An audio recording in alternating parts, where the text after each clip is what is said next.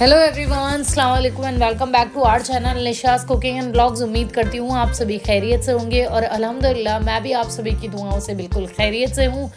आज मैं आप सभी के लिए लेकर आ गई हूँ एकदम भरे हुए आलू के पराठे की रेसिपी, जिसमें आपको पूरे पराठे में एक भी ऐसी जगह नहीं मिलेगी कि जहाँ पर आलू का मज़ा नहीं मिले। तो चलिए ऐसे ही जायकेदार रेसिपी को बिना वक्त ज़ाय किए शुरू करते हैं। और जो नए व्यूअर्स हैं उनसे एक छोटी सी गुजारिश कि मेरे चैनल पर नए पहली बार विजिट कर रहे हैं तो प्लीज़ चैनल को सब्सक्राइब करें and don't forget to hit bell button, ताकि आने वाली हर वीडियो की नोटिफिकेशन सबसे पहले आप सभी को मिले। को बनाने के लिए यहाँ पर मैंने लगभग 1.5 किलो आलूओं को बॉईल कर लिया है, आप देख सकते हैं। और मैंने इन्हें लगभग 3 सीटियों के साथ ही बॉईल किया। बहुत ज़्यादा ओवर आपको इन्हें बॉईल नहीं करना है, जिससे ये थोड़ा सा पानी रिलीज करने लगते हैं। तो इस तरह से आपको लगभग 3 सीटियों में इन्हें बॉईल कर लेना है। तो चलिए किसी भी मैशर की मदद से इसे मैश कर लेना है। ठंडा होने के बाद ही मैश करना है। गरम में आप तो भाप की वजह से पानी और ज़्यादा रिलीज होता है, तो थोड़ा सा ठंडा होने के बाद ही, नॉर्मल जब आलू हो जाए उसके बाद ही इन्हें मैश करना है। अब मैंने आलूओं को यहाँ पर आप देख सकते हैं बहुत ही अच्छे से मैश कर लिया है। अब मैं यहाँ पर डाली फ्रेश कटा हुआ हरा धनिया।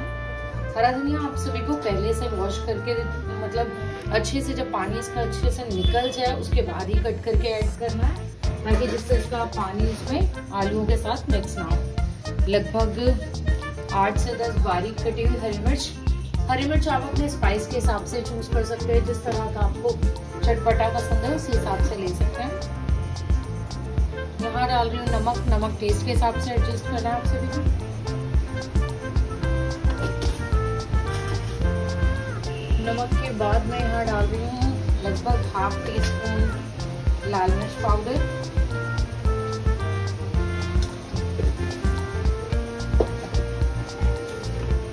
इसके साथ मैं यहाँ पर डाल रही हूँ लगभग 1/2 टीस्पून, लगभग 1/4 टीस्पून हल्दी पाउडर, लगभग 1 टीस्पून गरम मसाला पाउडर। ये घर का बना हुआ है मसाला, आप चाहें तो मार्केट का भी इस्तेमाल कर सकते हैं। इसके साथ ही मैं इस्तेमाल कर रही हूँ लगभग 1 टीस्पून जीरा। आप चाहें जीरा, भुना हुआ जीरा भी इस्तेमाल कर सकते हैं, उसका पाउडर भी इस्तेमाल कर सकते हैं। इसके बाद यहाँ पर मैं डाल रही हूँ लगभग 1/4 टीस्पून काली मिर्च पाउडर।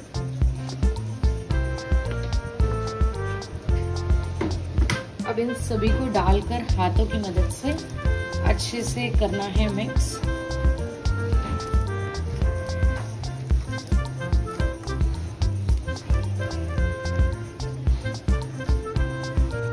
अल्हम्दुलिल्लाह हमारे आलू के पराठों के लिए भरता जबरदस्त और जायकेदार और प्लस चटपटा अच्छे से बनकर तैयार हो चुका है। और आज का जो भरता मैंने तैयार किया है वो इस तरह से बनाया है कि हमारे जिससे पराठों को भरने में कोई भी प्रॉब्लम नहीं होगी। तो चलिए इसे साइड रख देते हैं और मैं जब तक कि एक लोई बनाकर उसे बेल लेती हूँ। तो यहाँ पर मैंने ये लोई तैयार कर ली है, लेकिन आज की जो पराठे की लोई है मैंने थोड़ी सी मोटी रखी है, क्योंकि मैं इन्हें थोड़े से डिफरेंट तरीके से बनाने वाली हूँ। चलिए इसे बेलना शुरू करते हैं।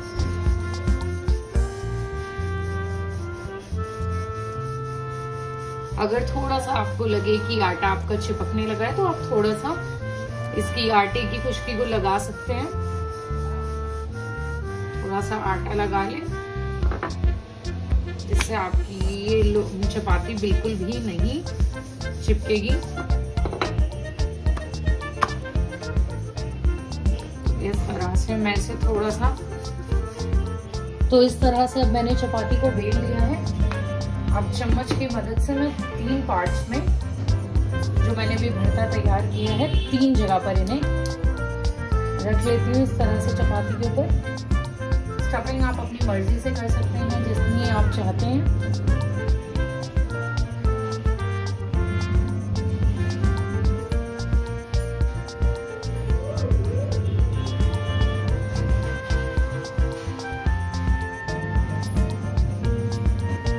यहाँ पर मैंने भरते को रख दिया है और अब मैं इन्हें इस तरह से कर लेती हूँ। तो आप देख सकते हैं इस तरह से मैंने 3 पार्ट्स में इन्हें डिवाइड कर लिया है। और अब मैंने इस तरह से एक के ऊपर एक इनकी तह को लगा लेती हूँ इस तरह से।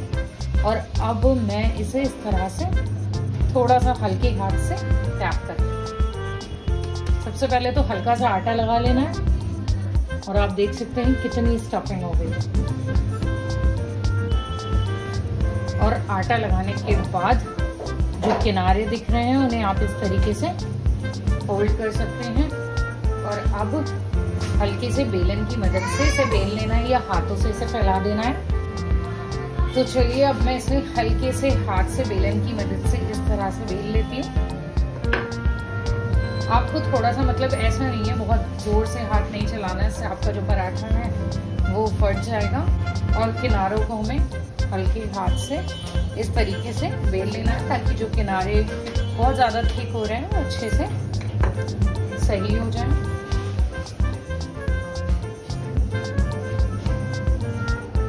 तो ये हमारा ज़बरदस्त सा आलू का पराठा अच्छे से बेल चुका है। तो चलिए इसे डालती हूँ पैन पर। तो यहाँ पर प्री हीट पे मैंने पैन रख दिया था। इस पे ये पराठा जो भी हमने बेल कर तैयार किया है उसे हल्के हाथ से पैन पर डाल देना है। मैं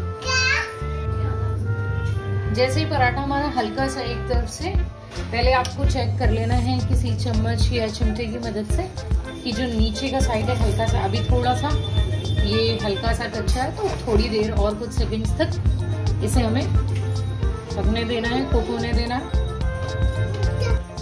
पराठे को। अब हमें एक तरफ से हमारा पराठा कुक हो चुका है और इसी वक्त हम पराठे को हल्के से हाथ से फ्लिप कर देंगे। यहाँ पर हमारा पराठा हमने फ्लिप कर दिया। इसमें ऑयल लगाते हैं ऊपरी तरफ पर। तो यहाँ पर हमारा पराठा ऊपरी तरफ पे मैं लगा देती हूँ ऑयल। और इस तरह से पूरे अपर साइड पे आपको ऑयल ग्रीस कर देना है पराठे पे। और इसी बीच हमारा जो नीचे का पराठा है वो भी थोड़ा कुक होने लगेगा। और अब मैं इसे दोबारा से फ्लिप कर देती हूँ। हल्के हाथ से ही फ्लिप करना है आपको, जिससे आपका पराठा फटे नहीं बिल्कुल भी। एक बार फिर से मैं दूसरी तरफ पे ऑयल लगा देती हूँ इस तरह से।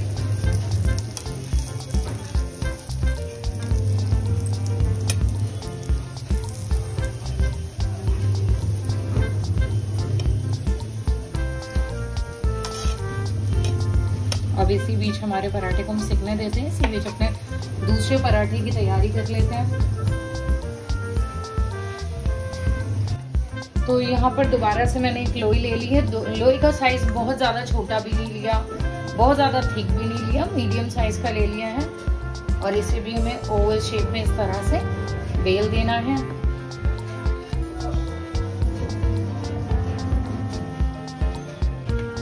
इसे बेल लेने के बाद दोबारा से मैं ठीक उसी तरीके से जिस तरह से अभी हमने पराठे की स्टफिंग की थी उसी तरीके से कर रहे हैं हम। 3 पार्ट्स में हम भरते को रख लेना है हमें।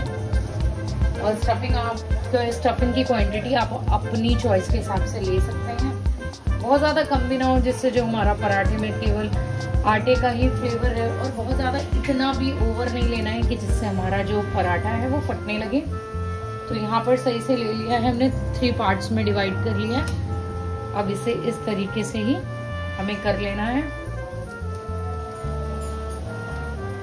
तो ये 3 पार्ट्स में हो गया है। अब इसे हम एक के ऊपर एक को रख लेंगे इस तरीके से।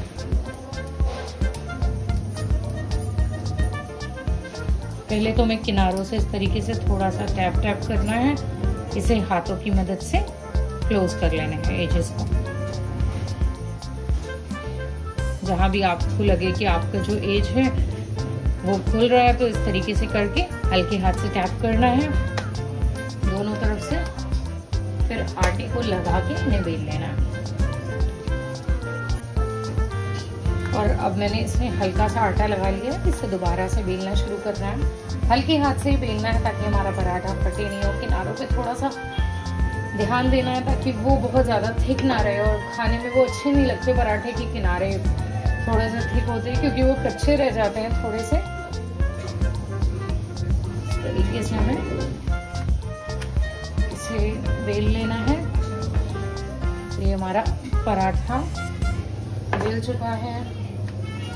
थोड़ा सा मैं इधर से और ज़्यादा इसे थोड़ा सा सर्व। अब इस तरह से दूसरे पराठे को ही हम पैन में डाल लेते हैं इस तरह से, और पहले एक तरफ से अच्छे से कुक होने देना, उसके बाद ही फ्लिप करना, जिसे हमें टच नहीं करना इस बीच। तो यहाँ पर कुछ सेकंड हो चुके हैं हमारे पराठे को डाले हुए, और अब मैं इसे फ्लिप कर लेती हूँ हल्के हाथ से। आप देख सकते हैं आसानी से फ्लिप भी हो गया। एक बार फिर से ऊपरी तरफ पे हमें ऑयल लगा लेना है अच्छे से पूरे पराठे के ऊपर।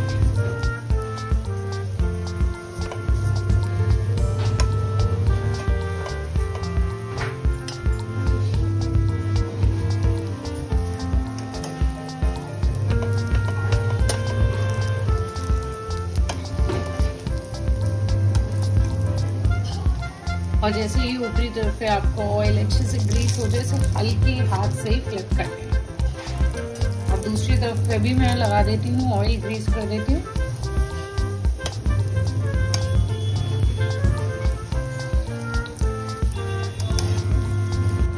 तो अल्हम्दुलिल्लाह आज के ये जबरदस्त और बहुत ही जायकेदार आलू के पराठे बनकर बिल्कुल तैयार हो चुके हैं। तो चलिए जल्दी से आप सभी को दिखाती हूँ कि इनकी जो स्टफिंग है वो कितनी ज़बरदस्त है। आप देख सकते हैं कि स्टफिंग को मैंने किस तरीके से भरा है, और एक भी ऐसा मतलब लाइक आपके आलू को पराठे में एक भी ऐसा पार्ट नहीं होगा जिसमें आपकी स्टफिंग अच्छे से नहीं। तो आप इस तरीके से ट्राई कीजिएगा, और इसे बटर के साथ, रायते के साथ, सॉस के साथ और चटनी के साथ सर्व कीजिएगा। बहुत ही ज़बरदस्त लगते हैं ये पराठे।